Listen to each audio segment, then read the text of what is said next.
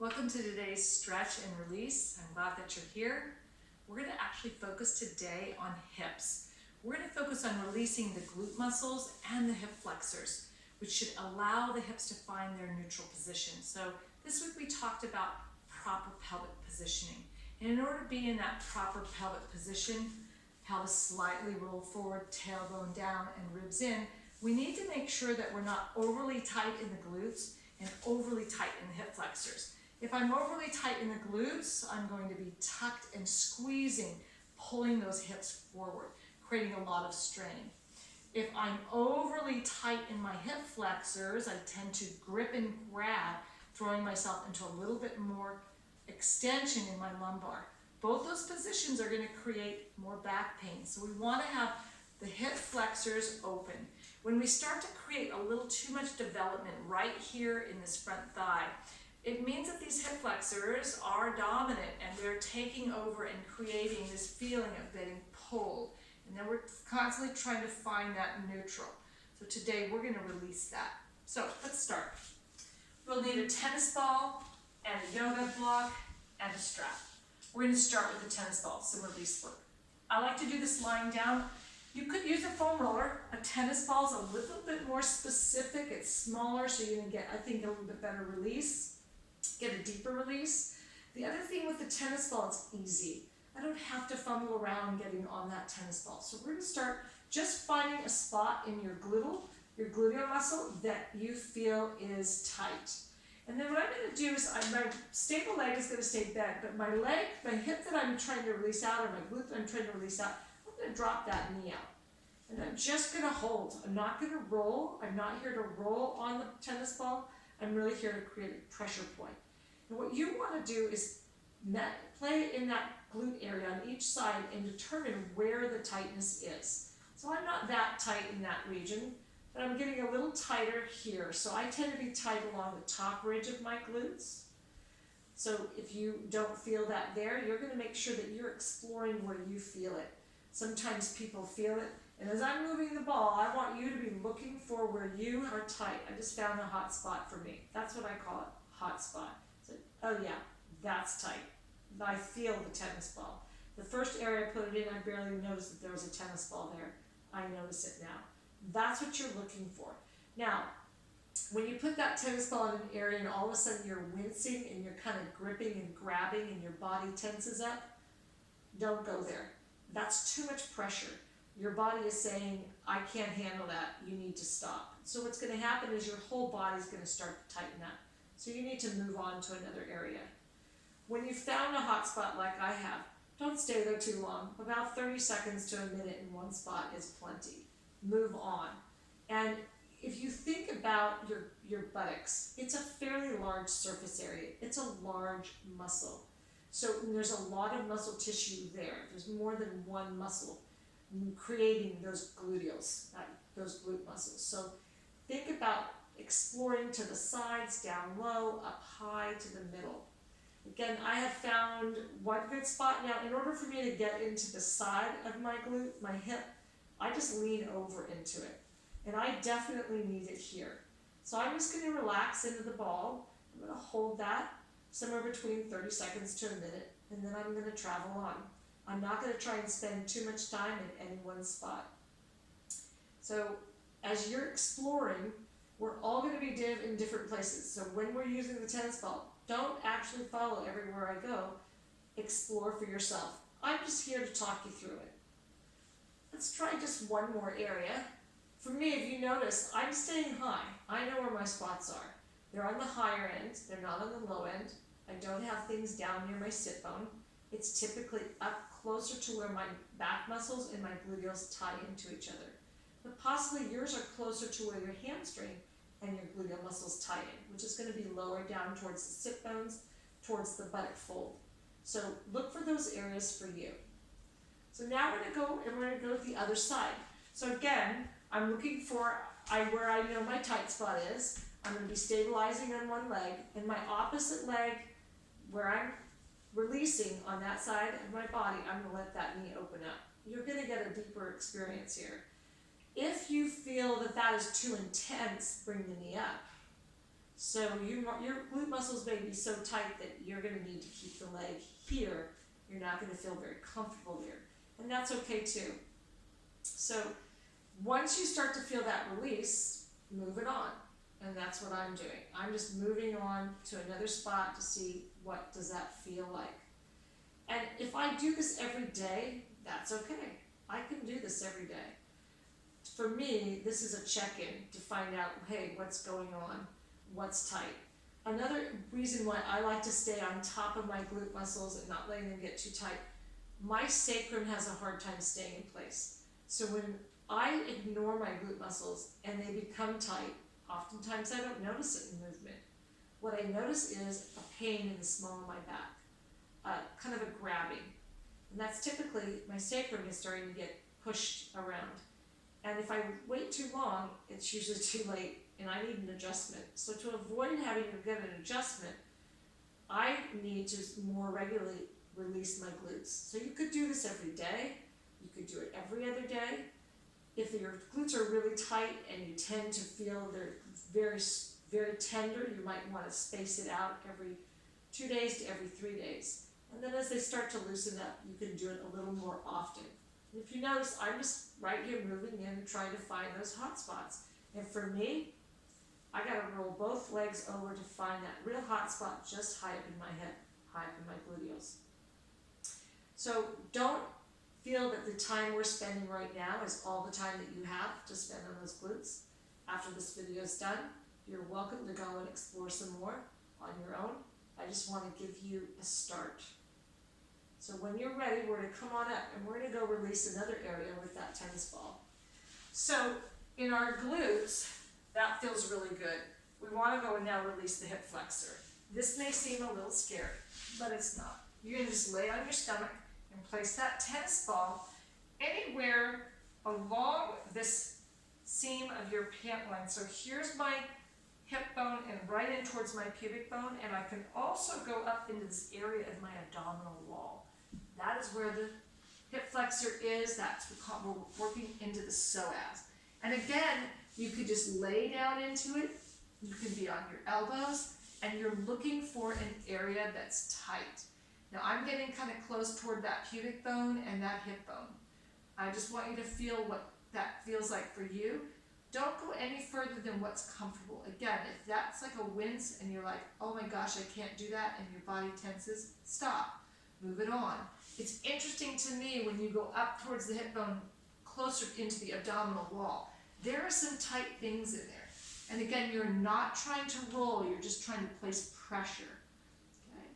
And you're just looking for those pressure points to release. And the more I put my body down into it, the more I feel that tension. I don't feel as much on this side. So we're just going to try moving on. If you need to do some more on that side, stay there. We're just really trying to get any release we can out of those hip flexors. So again, here's my hip bone. I'm going down toward the groin region, up here in this tissue. So I'm not on the bone itself. So I'm going to take that tennis ball and go the other side, and you'll be interested to find that maybe one side is tighter than the other.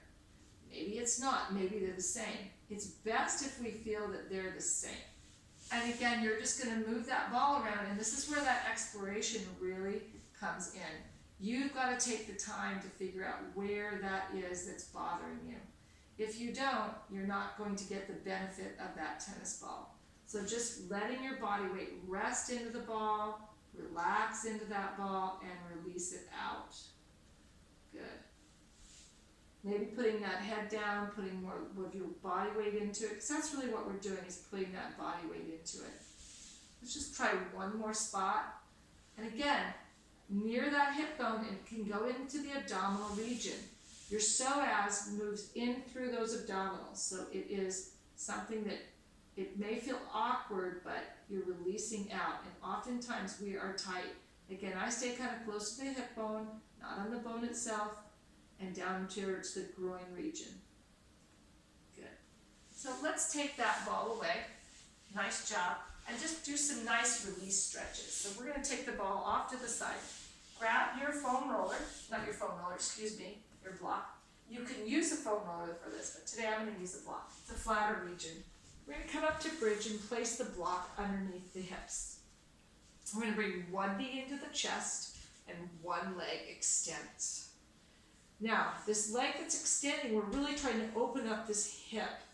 We have a nice firm platform for the pelvis to rest on.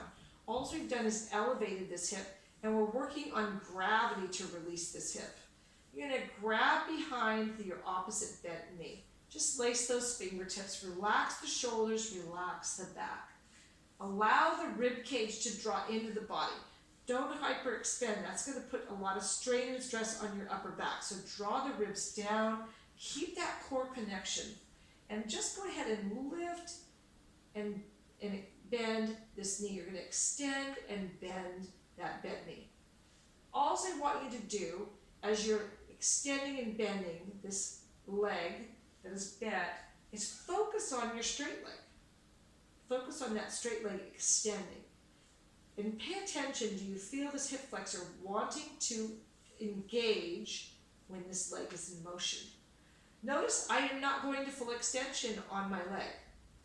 My flexibility right now is I don't have it today. My hamstrings are a little tighter. So that's something for me to pay attention to.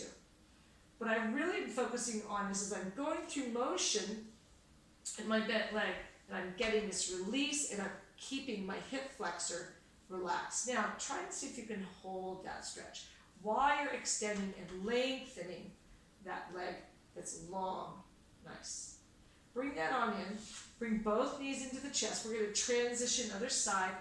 Again, lengthening your leg, opening this hip flexor.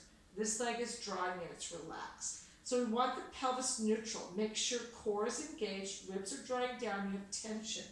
And we're going to go back to that stretch and relax. So extend and bend. So I'm stretching that hamstring. So I'm getting a nice double effect here. Stretching my hamstring on one leg and opening my hip flexor and teaching this hip flexor not to try and engage with this moving leg. If my hamstrings are very tight and I have a challenge extending, in order to straighten this leg, what many people do is then flex their hip flexor to get this leg to straighten out.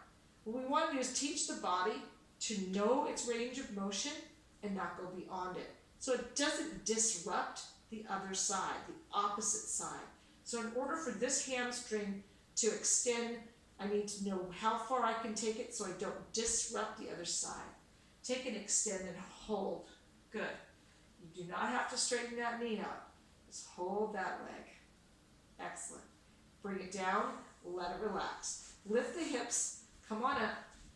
We're going to go to a figure four. So in this figure four stretch, we're going to relax the shoulders, and we're just going to cross this leg over toward the opposite side. Okay, so in our figure four, we went into a crossover. On this crossover, if I have a hard time getting my foot flat to the ground, I can take a yoga block and place my foot on the yoga block. So we're just going to go all the way to the ground if you can, or use a yoga block if you need it. Notice I'm looking at you, my leg is crossed, so I'm going to look to the opposite leg of my crossed leg. Nice relaxed stretch, very good stretch for the hip, nice way to open it up. Okay. At home, you can hold these stretches as much as 30 seconds to a minute. Today we won't be doing that. We're going to move through them a little quicker. But try to practice these at home and try and get some more range of motion in your hips. Bring it on up. Now we're in our figure four. So I'm going to take the block and place it underneath my foot so I can get a deeper stretch. In this figure four position, I need to make sure that my abdominals are engaged, my ribs are down, and I have tension above and below my navel. And then I can lift that leg up, but I want to keep neutral in my pelvis. I don't want to arch my back, flatten my back to get deeper stretch. So if you tend to have challenge with that, use the block to be your elevator, meaning I'll elevate that foot up. See if you can bring it up slightly, but keep the tension. Pelvis rolled forward. Your water is flat. You're not spilling it towards you or away from you. Your body is in alignment. Flex both feet while you're in this position. Nice. let that go.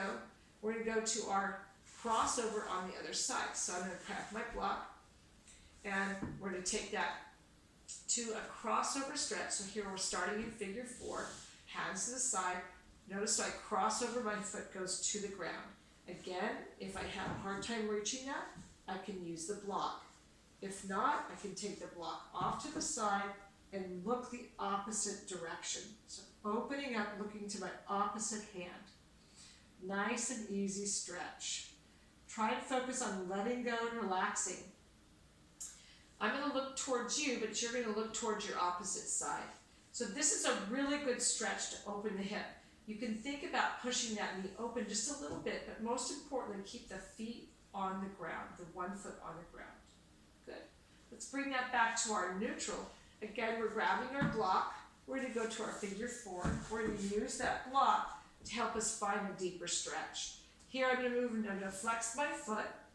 If I'm comfortable in finding that neutral position and I want more stretch, I could lift that up. Notice I don't lift it that high. I'm not grabbing. I'm just using this leg to pull that leg toward me.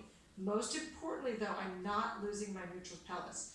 Ribs are knit, spine is long, my hips are slightly rocked forward, my pelvic bowl, my water is not spilling.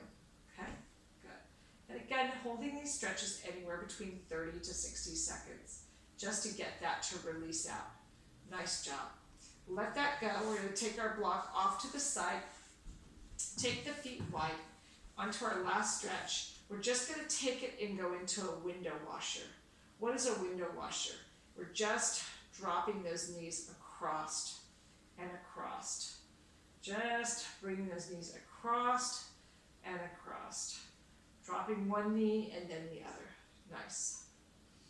I'm going to drop one knee down now. I'm going to take this outside leg, put my foot up on my knee, and then pull that knee. I'm just going to put weight into that and let that stretch. I'm going to look to my opposite arm. So looking back at you, you're going to be looking to your opposite arm. This is a nice stretch for this opening of this hip and also some rotation. Just let your body relax into the stretch. Bring it back up. Again, going back to that window washer, dropping one knee down and then the other. Don't force it. Go with where your body feels comfortable. Don't force the stretch. Give me 2 more. And we're going to drop that knee down. Remember, we're going to bring this leg up, place it onto your opposite knee, and then we're going to let this top leg weight down and just gently pull through that hip on your bottom leg. Good. Again, I'm looking at you because I'm looking the opposite direction, so you could be doing the same thing. And holding that stretch. Again, these stretches could be held between 30 to 60 seconds. These could be done daily. Make sure you feel comfortable, you're not creating any strain to the spine or to the back. Release that out.